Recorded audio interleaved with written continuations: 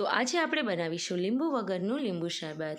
ઉનાળામાં લીંબુના ભાવ ખૂબ જ વધી જતા હોય છે, તો એકવાર આ રીતના તેનું પ્રીમિક્સ પાવડર બનાવીને 9 થી 10 મહિના તમે તેને સ્ટોર કરી શકો છો। તો ચલો જોઈએ। અહીંયા 1 બાઉલ જેટલી મેં સાકર લીધેલી છે। સાકરને શરીરને ખૂબ જ ઠંડક આપે છે, તેનો પાવડર બનાવી લઈશું। 1/4 કપ જેટલું મીઠું, સંચર પાવડર અને 1/4 કપ જેટલો મરી પાવડર લઈશું। હવે અહીંયા 2 મોટી ચમચી જેટલો મેં આમચૂર પાવડર લીધેલો છે। આમચૂર પાવડર એટલે જે કાચી કેરીની સુકવણી કરી જે દળીને પાવડર રેડી થતો હોય છે તે લીધેલો છે, જેના લીધે આપણા લીંબુ શરબતની ખટાશ લીંબુ વગર જ ખૂબ જ સરસ આવશે।